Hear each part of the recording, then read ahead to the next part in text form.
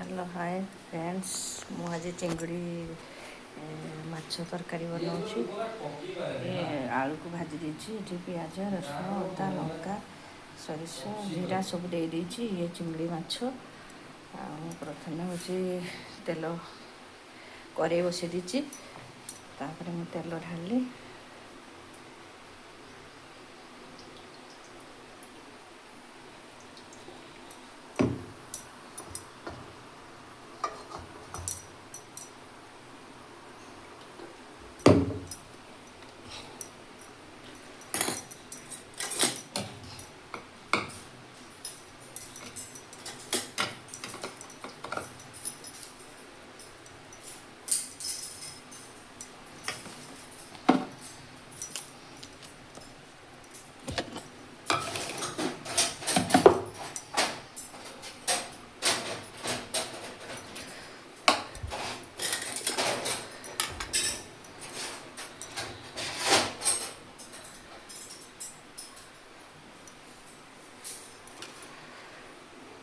तेल गरम हो आसला ये प्याज पकेली प्याज गरम होगा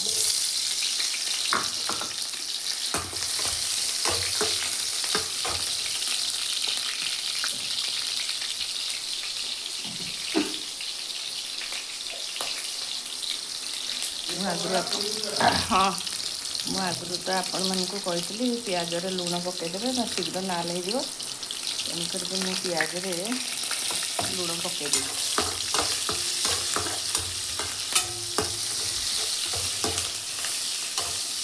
आपण मैंने देखो पियाज मुझे तेल पकईली पियाज पकई देती आज मु चिंगड़ी माछ झोल करुँची कहीं मत आज बहुत इच्छा है चिंगड़ी माछ खावाई।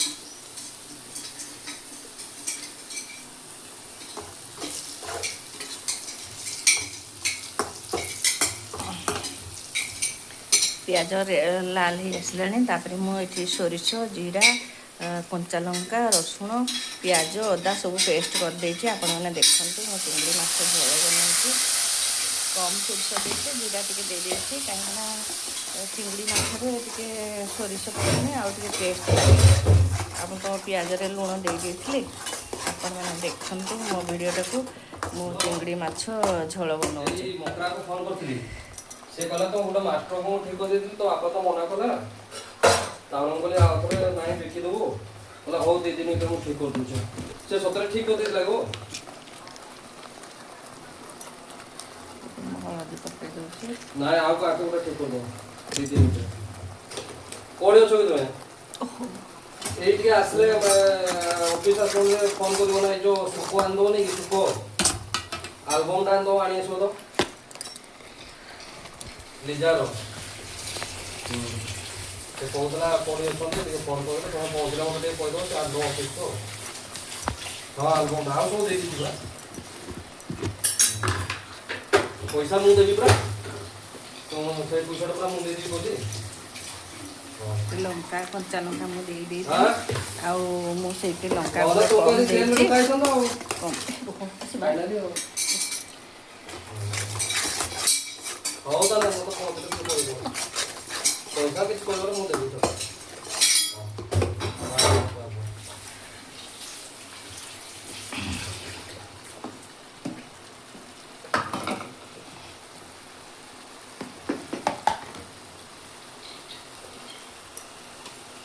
ତାପରେ ଏଠି ମୁଁ ବିଲାତିଟାକୁ ଗ୍ରାଇଣ୍ଡିଙ୍ଗ କରିଦେଇଛି।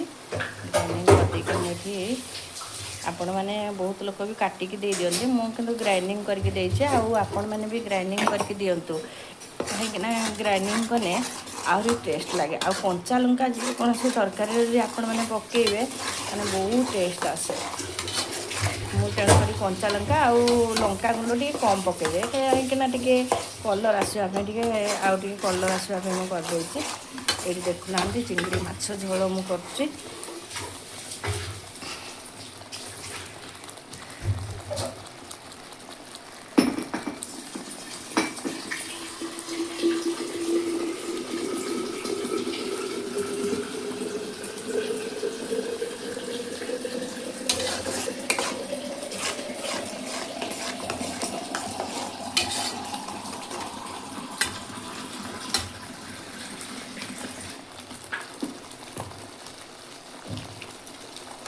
ମୁଁ ଏଠି ଆଳୁଟାକୁ ଭାଜି ଦେଇଛି, କାହିଁକିନା ଆଳୁଟାକୁ ଭାଜିକି ଆପଣମାନେ କଲେ ବହୁତ ଭଲ ଲାଗିବ।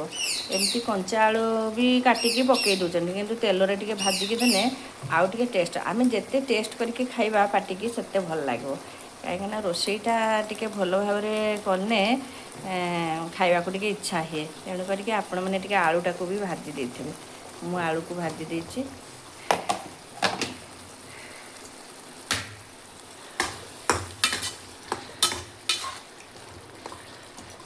ବହୁତ କମ୍ ସମୟରେ ସେ ସିଝିଯିବ ଆଳୁଟା।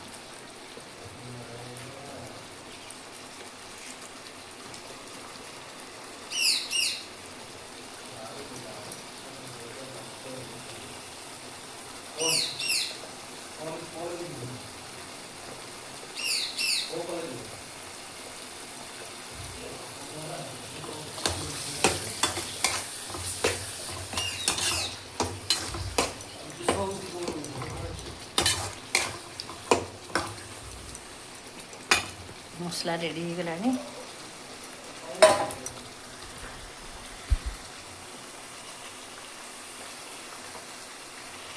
ଆଳୁ ମସଲା ଏକାଠି ମୁଁ କଷି ଦେଇଛି। ଆଉ ତରକାରୀଟା କଲେ ମୁଁ ପାଣି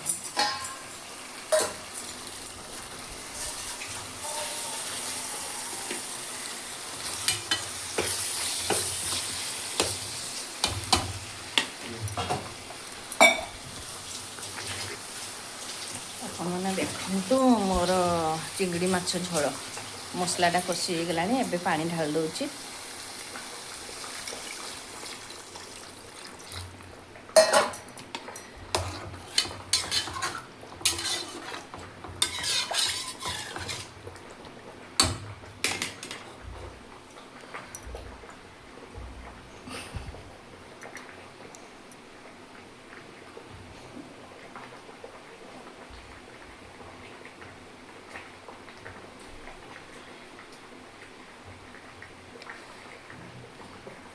ଭାତଟା ଆମର ହେଇଗଲାଣି, ଭାତ ହେଇ ଆସିଲାଣି। ଆଜି ଚିଙ୍ଗୁଡ଼ି ମାଛ ଝୋଳକୁ ଭାତ ଆଉ ଶାଗ ଭଜା ହେବ। ଆଜି ବେଶୀ ଆଇଟମ୍ ହେବନି, ଯେହେତୁ ଆମେ ଆଜି ଚିଙ୍ଗୁଡ଼ି ମାଛ ଖାଇବା ପାଇଁ ପ୍ରସ୍ତୁତ କଲୁ। କାହିଁକିନା ସବୁଦିନ ମାଛ ମଟନ୍ ଚିକେନ୍ ଖାଇବାକୁ ଖାଉଥିଲୁ। ଆଜି କିନ୍ତୁ ଆମକୁ ଚିକେନ୍ ନ ଖାଇକି ଆମେ ଚିଙ୍ଗିଡ଼ି ମାଛ ଖାଇବାକୁ ଭଲ ଲାଗିଲା। ତେଣୁ କରିକି ମୁଁ ଚିଙ୍ଗିଡ଼ି ମାଛ ଝୋଳ ବନାଉଛି। ଆପଣମାନେ ଦେଖନ୍ତୁ। ପ୍ରସ୍ତୁତିଟା ତ ମୁଁ ପ୍ରଥମରୁ କହିଦେଇଛି।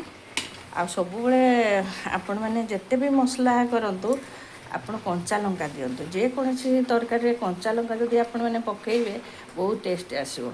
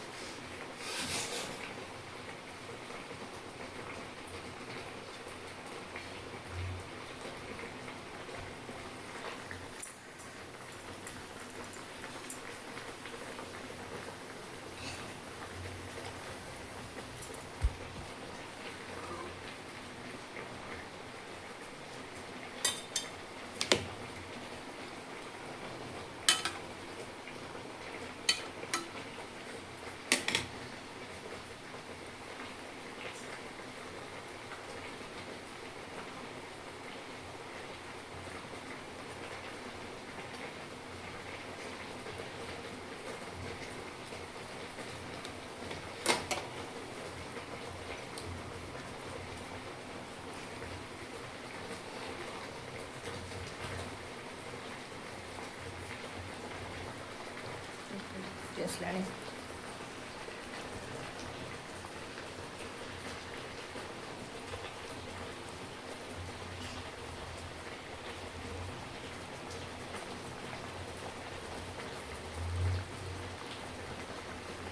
এই ଦେଖୁନାହାନ୍ତି ଚିଙ୍ଗିଡ଼ି ମାଛ।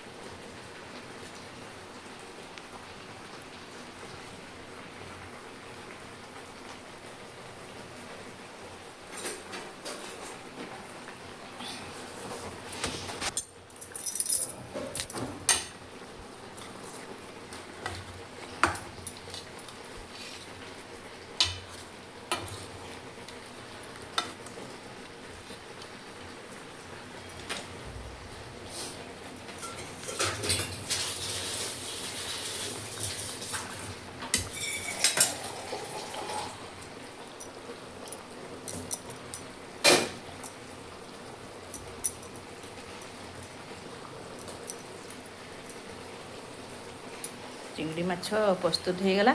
ଆପଣମାନେ ଦେଖନ୍ତୁ ଗରମ ଗରମ ଚିଙ୍ଗିଡ଼ି ମାଛ ଝୋଳ ବହୁତ ଭଲ ଲାଗେ। ଆପଣମାନେ ଏମିତି କରିକି ଖାଆନ୍ତୁ। ଆଉ ମୋ ଭିଡ଼ିଓଟାକୁ ଟିକେ ଦେଖନ୍ତୁ, ସବସ୍କ୍ରାଇବ୍ କରନ୍ତୁ, ଲାଇକ୍ ଦିଅନ୍ତୁ, କମେଣ୍ଟ କରନ୍ତୁ। ଆଉ ରହିଲି। ଜୟ ଜଗନ୍ନାଥ।